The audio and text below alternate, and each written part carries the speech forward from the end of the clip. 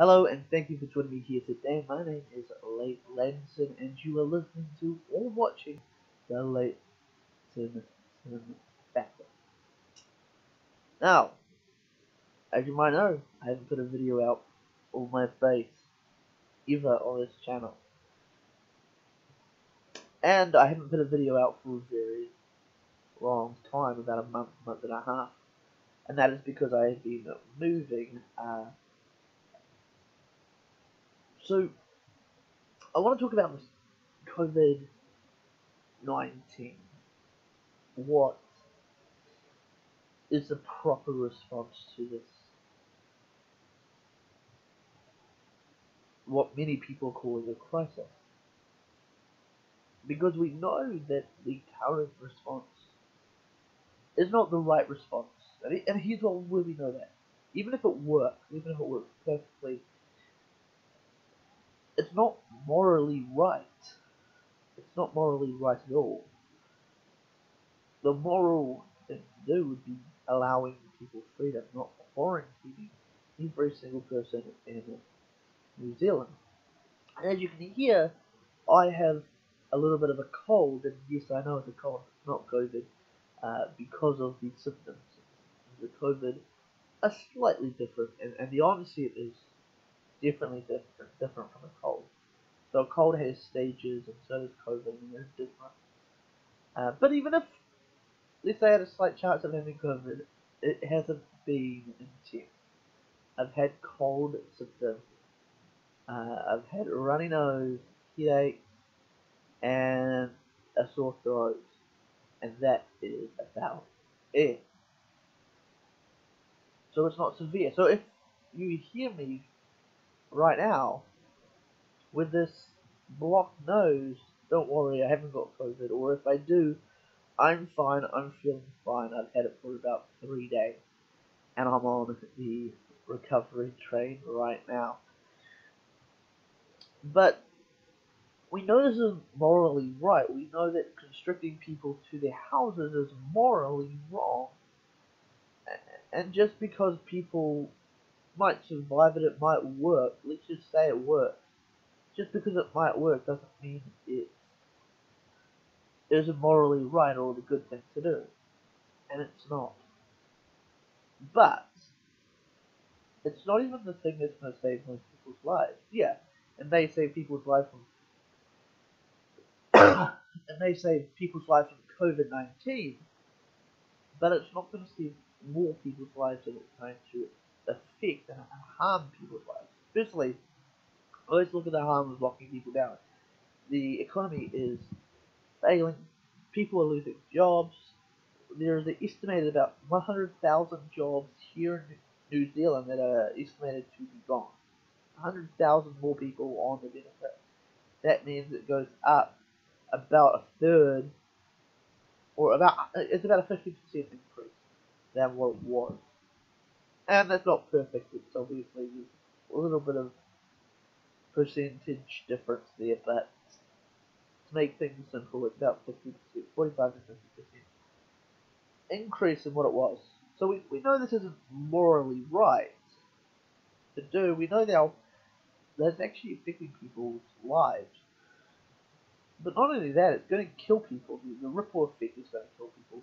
People are going to commit suicide. We know that the suicide rate went up at the recession time in 2008. The global financial crisis went up about 7.2%. Now, keep in mind, this is not just a recession. This is going to be a recession, but it is also isolating people who may be in the danger zone for, say, depression or suicide, or suicidal thoughts, or suicide itself. Or you're isolating everybody, and that means people who are depressed as well.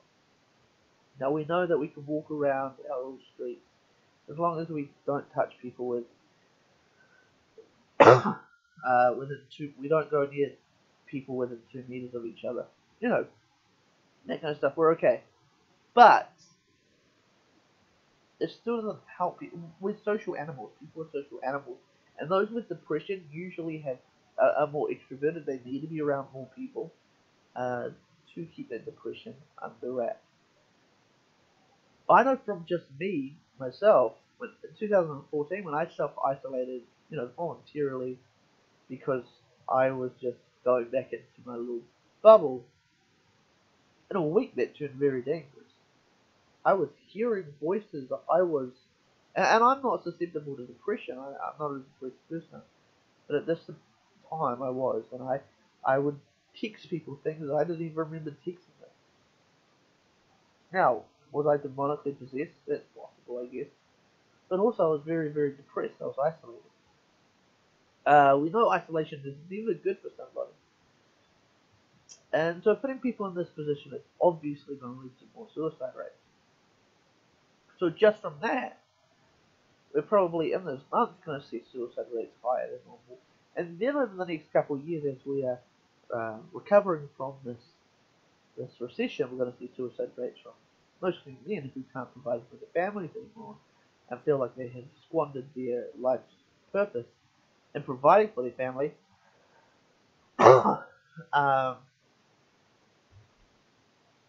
And the problem with that is that the death rate goes up and up.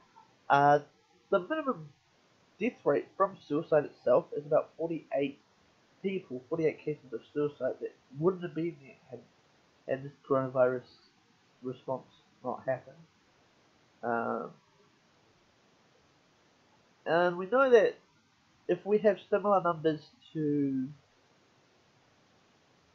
Norway, and we have similar numbers to the numbers that we got in 2009 with the swine flu, our death rate is going to be somewhere in the vicinity of 57 to 58 deaths with COVID-19. And we already have 48 suicide rates just alone from the 7.2 increase we're expected to see. But I would suggest that actually is up higher because the depression was 56.2% increase in the suicide rate. If that's the case, we're going to have 379 people dying from suicide due to COVID-19 a year until we're recovering. And as we saw as well, that rate was normalized. Our suicide rate was normalized by the recession. It went up 7% and it really hasn't gone back down that much. So I just wanted to get on here and say to you guys, let's not just think about what COVID is going to do directly. Is it better to survive COVID and have people who die directly from it being less than those who are going to die indirectly from it because of the response that we have to COVID-19? I don't know. I know that it's morally wrong to keep people in their homes, to lock them down and say you can't have social interaction. And it seems as though there could be more deaths from indirect, from the response to COVID-19 than there will be from COVID-19 directly. So any way you cut it, I reckon that the way that we fix this problem is A, open back up our economy. B, say to elderly and to people who are sick, say, look, stay home. You know? We're not telling you to stay home.